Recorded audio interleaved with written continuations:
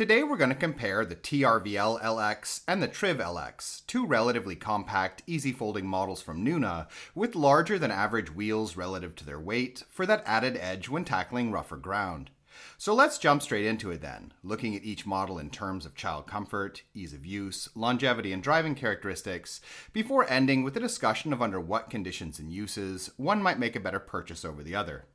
And starting off with the TRVL LX, the model clocks in at 7.7 kilos and folds down to 34 by 52 by 71 centimeters. It can carry 22 kilos in the seat and 4.5 in the underslung storage basket. When it comes to child comfort, the TRVL's upright position is a bit too sloped in my opinion, though the reclined position is near flat and newborn acceptable. Shifting between these positions is quite easy, involving only pulling on a strap to lower the seat and just lifting the backboard to raise it, though I'd note that the locking mechanism feels somewhat flimsy. As far as the dimensions of the seat are concerned, the TRVL has a width of 34 centimeters and a total length for the sitting surface of 79, meaning the combined lengths of the backboard, baseboard, and leg rest, as well as a total longer length of 115 when taking into account the distance to the front frame mounted footrest and space beneath the canopy. With regards to other aspects of the seat, the textiles feel acceptably durable, there's decent padding, and the harness's top-mounted release button and magnetic feature make it more comfortable to use than with a lot of competing models. When it comes to sun coverage, the TRVL's canopy stretches pretty far by way of both a sun flap as well as a zipped-in extension section. For the newborn period, in some parts of the world, the TRVL has a newborn apron incorporated into the leg rest, while in addition, it's compatible with a little bassinet, as well as a variety of car seat brands when using post adapters, or at least Nuna's own seats when mounting a car seat directly to the bumper bar. Moving on to parent comfort, the TRVL's handle has a fixed height of 108 centimeters, while its shopping basket is good sized and comfortably accessible for an ultra-compact. With regards to folding, the model auto-folds, meaning that you just need to depress the button and trigger on the handle and give it a little push for the stroller to complete the fold itself, ending up in a self-standing position, which is naturally quite handy during situations where you'll also be carrying a child, though I'd note that the mechanics involved are quite complex, meaning there's a possibility that folding will get more fiddly down the road as the stroller loosens up. When folded, the TRVL is too large to pass as cabin luggage, but will be acceptable for gate checking with a lot of airlines.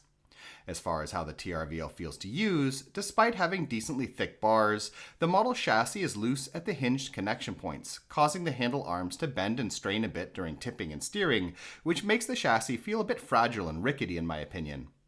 Looking at driving, decent suspension combined with larger than average wheels, 6.5 inches in the front and 8.5 in the back, make the TRVL capable of tackling some degree of harder ground, such as lighter cobblestones and smoother off-road conditions, though the relatively weak and complicated design of the chassis means that overdoing it in such conditions is likely to accelerate wear and loosening. Moving on, the Triv LX clocks in at a heavier 10 kilos and folds down to a fatter, though also slightly shorter, 42 by 58 by 68.5 centimeters with the seat attached. It can carry the same 22 kilos in the seat, but at 10 kilos can handle more than double the weight in its underslung shopping basket. When it comes to child comfort, the Triv seat is reversible, has a much more upright position than the TRVL, and also has a newborn acceptable recline. The seat's position can be adjusted via a lever at the top of the seat back, which feels significantly sturdier than the adjustment mechanism on the TRVL. As far as seat size is concerned, the Triv is a little narrower than the TRVL at 31 centimeters, but has a significantly longer sitting surface of 96. Its canopy is flush with the seat back, meaning that in the upright position, there's a little less headroom than with the TRVL, but this is more than made up for both by a taller seat back, 52 versus 43 centimeters, as well as a longer and much stronger leg rest, 20 centimeters versus 13 on the TRVL, which increase the age at which a child will be comfortable in the reclined position.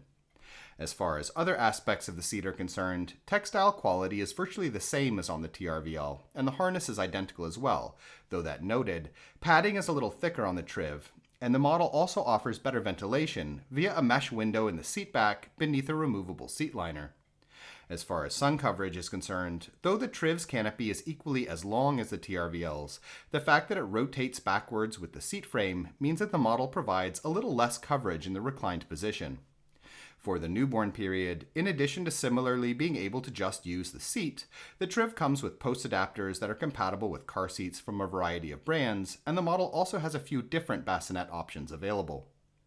Moving on to parent comfort, the Triv's handle can be adjusted between 98 and 109 centimeters, while its shopping basket is larger and even easier to access due to less sloping with the seat.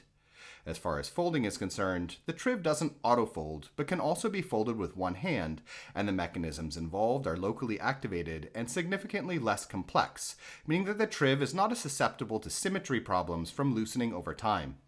When folded, the Triv also self-stands and is similarly easy to carry, despite not having a shoulder strap, though at 10 kilos, it's unfortunately pushing the border of the gate checking limits with several airlines. As far as the feel of using the Triv goes, while the model doesn't have the same hinged points on its handle arms and feels less loose as a result, it's also pretty lanky in relation to the thickness of its bars, and similarly feels somewhat fragile in its propensity to bend and strain when steering. With regards to driving, the Triv has similar suspension to the TRVL, but significantly larger wheels, 8 in the front and 11.5 in the back, allowing it to tackle full-on off-roading when you need to, even though it's also likely to loosen up significantly if you overdo it in such conditions. That being said, even though it will loosen, the simpler design with regards to its internal mechanisms does mean that loosening is at least less likely to lead to problems with the folding system. So which one of these should you get then? Both of these models are oriented mainly towards car-based lifestyles in my opinion, which tend to be less use-intensive, thus making their durability downsides less of a sacrifice in comparison to the positives of being lightweight and easy to fold. In terms of design, I feel the Triv LX offers a bit more than the TRVL LX, with its reversible seat frame, longer seat back, better storage, and also its simpler chassis, where the folding system is less likely to loosen significantly from continuous folding and unfolding. But that being said, the TRVL LX does definitely have an edge when it comes to travel, as well as more importantly, being only a little over half the price, which, all things considered, makes it arguably better in terms of value for cost, even though the truth is that if you're determined to go with Nuna, I'd actually prefer a third model, the Triv Next, to either of these options. In any case, we hope you found this video interesting, and if you did, please subscribe, as a sort of support really helps us to continue making videos in the future. If you'd like to know more about either of these models, we have standalone reviews that go into a lot more detail, and links have been added in the description. In addition, if you're currently shopping for a stroller, we have a buyer's guide on our Patreon page which lists a wide range of models that we recommend, with a lot of technical and lifestyle related information. You can find it by following the link in the description as well. Thank you.